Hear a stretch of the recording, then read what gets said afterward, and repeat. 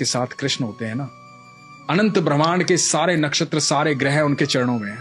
ये नक्षत्र खराब है, ये ग्रह खराब है। तो ये वाक्य जो मैं बता रहा हूं ना, ये ध्यान से सुनिए।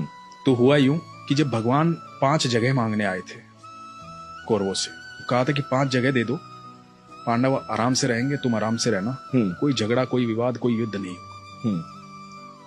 तो शकुनी ने दुर्योधन को कहा कि सुयोधन, इसे बंदी बना लो, ये उनका फेवर लेके आया। दुर्योधन ने ऐलान कर दिया कि बंदी बना लो। अब ठाकुर जी को कौन बंदी बना सकता है? तो पहली बार ठाकुर जी ने अपने जीवन काल में पहली बार वो ऊर्जा दिखाई थी, वो लाइट दिखाई थी कि मैं हूं को। अब उसके बाद कृष्ण वहां से चले गए कह करके कि अब युद्ध होगा। और धृतराष्ट्र ने राज ज्योतिषी को बुलाया ये जानने के लिए कि क्या होना चाहिए, क्योंकि उन दिनों एस्ट्रोलॉजी बिल्कुल, और आप सोचिए उस समय कितने प्रखंड पंडित होते हों, प्रखंड बहुत, मतलब बहुत ग्रह नक्षत्रों की दशाएं कैसे बता देते हों। बिल्कुल बिल्कुल। तो राज ज्योतिषी को बुलाया, राज ज्योतिषी से पूछा कि क्या करना चाहिए बताओ। तो राज ज्योतिषी ने कहा कि महाराज, सुयोधन की कुंडली में राजयोग, कोई हरा ही नहीं पाएगा, निश्चित तौर पर विजयी होंगे, निश्चित तौर पर राजा बनेंगे, आप युद्ध करो। और सिर्फ इस बात पर युद्ध का ऐलान हुआ और युद्ध शुरू हुआ। अब धृतराष्ट्र लगातार चिंता में था। 8 दिन बीत गए, आधी सेना निपट गई थी कौरवों की। अब ये दिखाई दे रहा था साफ साफ कि कौरव हार जाएंगे, पांडव जीतेंगे। तो फिर से बुलाया गया राज ज्योतिषी को।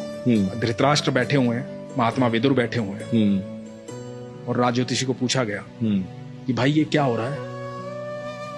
तो कह रहा था कि सुयोधन राजा बनेंगे। अब तो 8 दिन बीत गए, आधी से ज्यादा सेना निपट चुकी है हमारी। तो पता है राज ज्योतिषी ने क्या कहा था? कि वहां कोई है जिसने नक्षत्रों की दिशाएं बदल डाली, कोई है जो समय और परिधि से परे है, कोई है वहां। तो विदुर ने कहा था कृष्ण है वहां।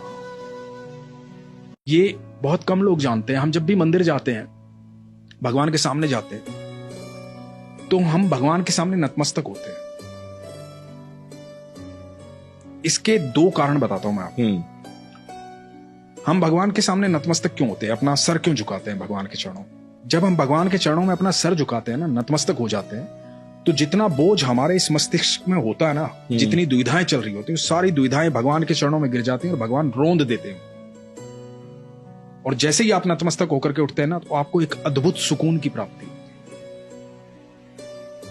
और ये क्रिया आप लगातार करते रहते तो आपके जीवन में दुख नहीं आता, क्योंकि आप भगवान के सानिध्य में रहते हैं। क्योंकि दुख की एक खासियत होती है, दुख बड़ा भोला भाला होता है। दुख जब भी आता है ईश्वर को साथ लेके आता है। जैसे ही दुख आएगा आपको ईश्वर याद आएंगे। ये बात तो है। भोला भाला होता है, दुख को बेचारे को पता ही नहीं होता तो साथ किसके चल रहा है। वो ईश्वर को साथ लेके आता है। उस वक्त में जो व्यक्ति ईश्वर को देखता है, उसके लिए दुख हमेशा के लिए गायब हो जाता है, और जो दुख को देखता है उसके लिए ईश्वर हमेशा के लिए चले जाते हैं। ये आप पर निर्भर करता है कि आप चुनते क्या, दुख और ईश्वर।